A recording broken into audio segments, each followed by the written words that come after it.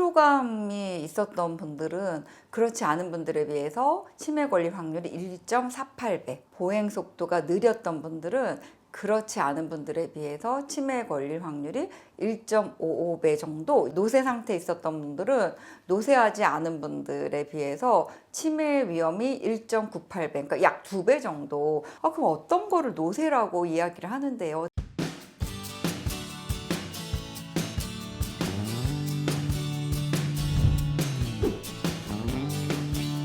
안녕하세요. 이은아의 치매를 부탁해 신경과 전문의 이은아입니다. 오늘은 제가 여러분들께 병이라고 생각하지 않은 이것 방치하면 치매에 걸릴 확률이 2배 높아진다 라는 주제로 말씀드리도록 하겠습니다. 그게 뭐예요? 병이라고 생각하지 않은 이것이 뭐예요? 되게 궁금하시죠? 바로 프레일이라고 하는 노쇠 현상입니다. 사실 이제 프레일 하면 연약함, 약함이라는 뜻이고요. 우리나라 용어로는 노쇠라고 번역이 되어 있습니다. 노화하고는 다른 거고요. 노화는 나이에 따라서 변화하는 어떤 상태를 우리가 노화 에이징이라고 하면, 이제 노쇠라고 하는 프레일티는 나이에 비해서 약해지는 그런 상태를 이제 의미를 합니다. 그런데 이 노쇠 프레일티를 방치하면 치매에 걸릴 확률이 2배가 높아진다라는 그런 이제 연구 결과가 밝혀졌습니다. 더 란셋이라고 하는 유명한 이제 저널에 실린 그런 보고에 따르면은요, 치매에 영향을 주는 위험 요인 14가지를 이제 수정하면 치매 약 40%를 예방하거나 지연시킬 수 있다고 발표를 했습니다. 이런 위험 요인 14가지는 바로 낮은 교육 수준, 청각장애, 고혈압, 흡연, 비만, 우울증, 신체활동 부족, 당뇨병, 과도한 음주, 외상성 뇌손상, 대기오염, 사회적 고립, 그 다음에 LDL 수치가 높은 거, 시력 저하, 이렇게 포함되어 있습니다. 이거는 제가 이전에 영상에서 말씀을 드렸기 때문에 궁금하시면 다시 보기를 하시고 좋아요와 구독을 꼭 눌러주십시오. 그런데 이것뿐만 아니라 이런 신체적인 프레일티, 노쇠도 치매의 어떤 위험 요인이라고 보고를 하였습니다. 영국 바이오뱅크 데이터를 활용해서 연구한 연구 결과인데요. 치매가 없는 상태의 사람들 50만 2,535명을 대상으로 연구를 했습니다. 그 중에 한 14만 3,215명이 연구 기준을 충족해서 5.4년 정도 추적 관찰을 했습니다.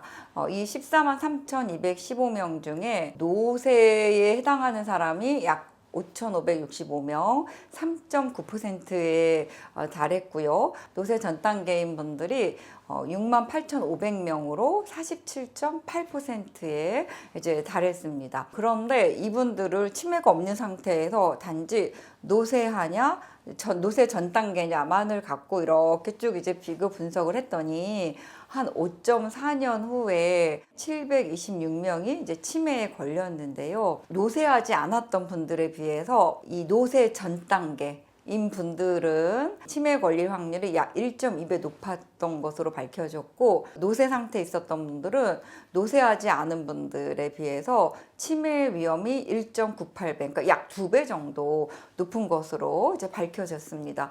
그런데 여러분들 여기서 그럼 어떤 거를 노쇠라고 이야기를 하는데요? 되게 궁금하시죠? 노쇠라고 하는 프레일티를 평가하는 그런 요소는 5가지로 평가를 했는데요.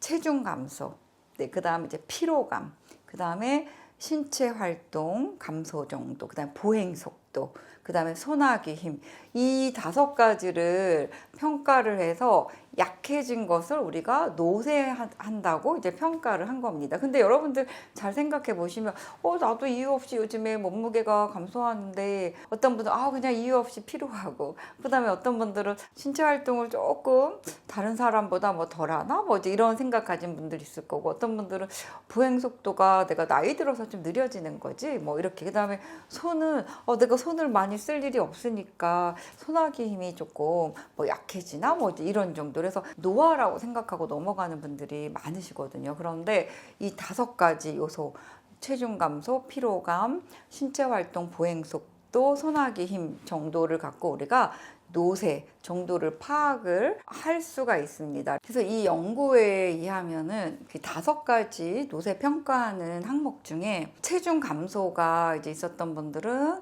그렇지 않았던 분들에 비해서 치매에 걸릴 확률이 한 1.31배 높았었고요. 피로감이 있었던 분들은 그렇지 않은 분들에 비해서 치매에 걸릴 확률이 1.48배 높았고, 그 다음에 소나기 힘이 약했던 분들은 그렇지 않았던 분들에 비해서 치매에 걸릴 확률이 1.38배, 그리고 보행 속도가 느렸던 분들은 그렇지 않은 분들에 비해서 치매에 걸릴 확률이 1.55배 정도 이제 높았다라고 이제 보고를 했습니다. 이런 위험 정도는 다른 여러 가지 뭐 성별이라든지 혈압, 당뇨 이런 모든 치매를 일으킬 수 있는 그런 위험 인자들을 다 분석을 해서 동일하게 조건을 맞춰 놓은 다음에 단지 이 노쇠의 정도와 그렇지 않은 사람들하고 비교했을 때 의미 있게 이렇게 연관성이 있었다라는 것을 이제 밝혀낸 겁니다. 그런데 이 노쇠는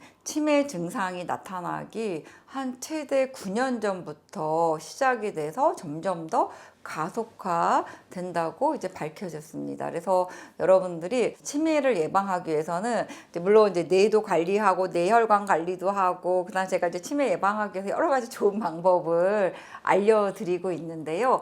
이 프레일티 노쇠를 모니터링하는 것도 치매를 예방하는데 아주 중요합니다. 그래서 노쇠의 5가지 항목들이 조금씩 나타난다 이러면 그냥 이게 나이 드는 에이징, 노화라고 생각하지 마시고, 혹시 내가 나의 몸이 이런 프레일티, 노쇠에 진입한 게 아닌지 파악을 해서 치매를 예방하는데 생활 습관, 식생활 습관, 그 다음에 운동법 이런 것들을 익혔으면 좋겠습니다. 오늘은 이것 방치하면 치매에 걸릴 확률이 2배 높아진다. 바로 노쇠와 치매와의 연관성에 대해서 말씀을 드렸습니다. 좀 도움이 되셨나요? 도움이 되셨다고 하시면 좋아요와 구독을 꾹 눌러주시고 많은 분들께 널리 알려주십시오. 저는 다음 이 시간에 찾아뵙도록 하겠습니다.